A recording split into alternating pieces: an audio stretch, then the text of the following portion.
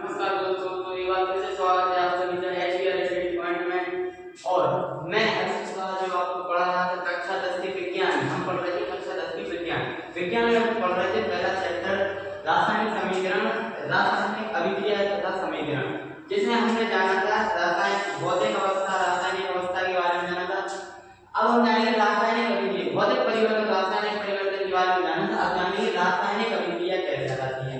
क्या कहलाती है? बाह्य प्रक्रिया।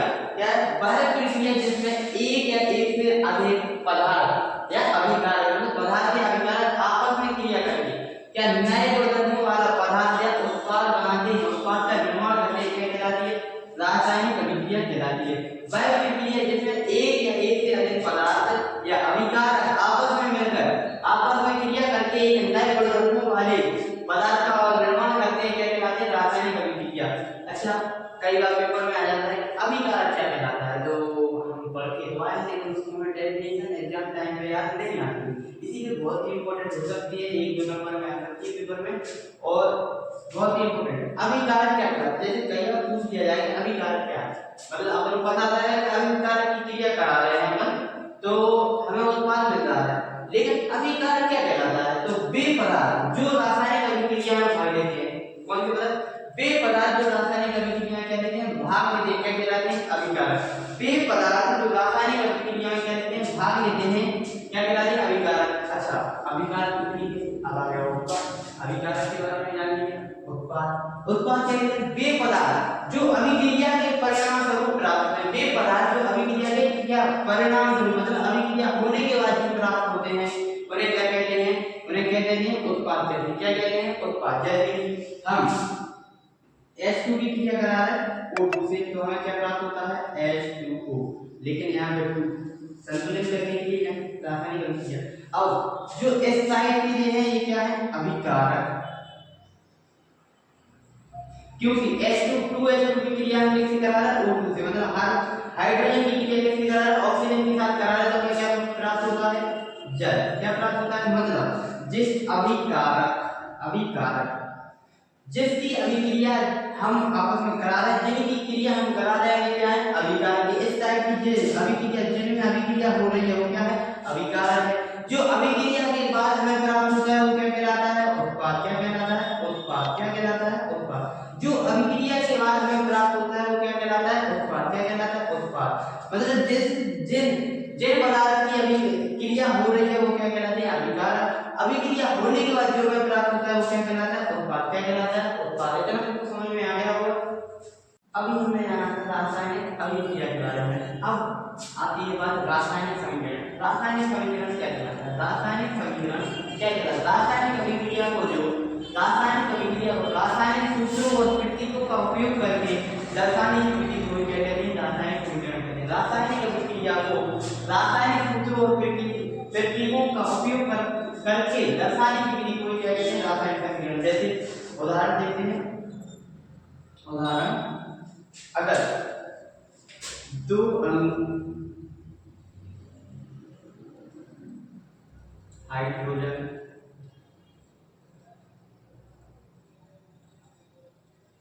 के तथा दो अणु ऑक्सीजन की आपस में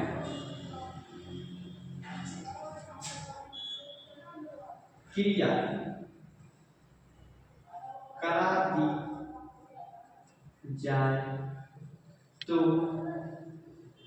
प्राप्त उत्पाद। क्या प्राप्त होगा? प्राप्त उत्पाद।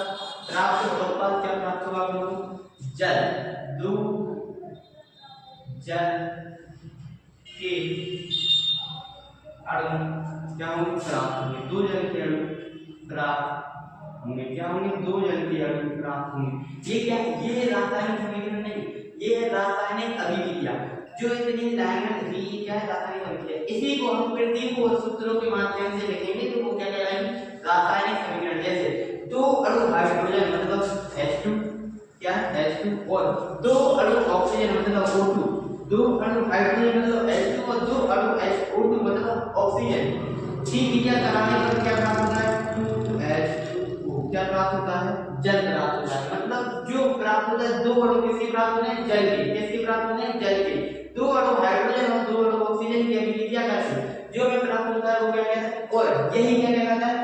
इसको देखो, अभी ये कहलाती है रासायनिक अभिक्रिया। इतनी लाइन में अगर हम लाइन में लिखें, ये क्या कहलाती है? रासायनिक अभिक्रिया। और इन्हीं को रासायनिक सूत्रों तथा प्रतीकों के रूप में लिखने को ये क्या कहलाएगी? रासायनिक समीकरण। रासायनिक समीकरण क्या कहलाएगा? रासायनिक समीकरण। 2H2O O2 और 2H2। अब हम बात करने वाले हैं पदार्थ की अवस्था। किसकी बात? पदार्थ की अवस्था। पदार्थ की अवस्था, जो भी हम रासायनिक समीकरण लिखते हैं उस पदार्थ की हमें क्या लिखनी पड़ती है? उसके साथ अवस्था भी लिखनी पड़ती है। जैसे H2 की अवस्था में, गैस अवस्था में गैस के लिए क्या लिखते हैं? G। O2 की अवस्था में, गैस अवस्था में G। और H2O जल हमें किस फॉर्म में प्राप्त होता है? किस फॉर्म में होता है? लिक्विड फॉर्म में। किस फॉर्म में? लिक्विड फॉर्म में। तो इसको लिक्विड लिखिए। जैसे पदार्थ की अवस्था कितनी होती है? 4 अवस्था होती है। पहला कौन सा है? विलयन। दूसरा ठोस अवस्था। तीसरा गैस अवस्था। और चौथा है द्रव अवस्था। कौन? द्रव अवस्था। विलयन के लिए मतलब शॉर्ट में जैसे गैस के लिए G लिखते हैं, विलयन के लिए क्या लिखते हैं? Aq। क्या लिखते हैं? Aq। सॉलिड के लिए S। सॉलिड। गैस के लिए G। और द्रव के लिए क्या लिखते हैं? द्रव के लिए लिखते हैं लिक्विड। क्या लिखते हैं? Liquid Lp। पदार्थ की अवस्था 4 होती है। विलयन के लिए Aq लिखते हैं Aqueous। दूसरा ठोस के लिए क्या लिखते हैं? S। और गैस के लिए लिखते हैं G। और द्रव के लिए लिखते हैं L। ऐसे ही एक क्वेश्चन है एग्जाम में, इंपॉर्टेंट है। अगर पूछ लिया जाए कि AQ किसके लिए लिखते हैं? AQ किसके लिए प्रयोग होता है? नंबर 1 ठोस, द्रव, गैस और विलयन। इस क्वेश्चन का आंसर कमेंट में जरूर दें। बहुत ही इंपॉर्टेंट क्वेश्चन होने वाला है एग्जाम में आ सकता है। तो अभी हमने इसके बारे में पूरी संपूर्ण जानकारी पढ़ी है।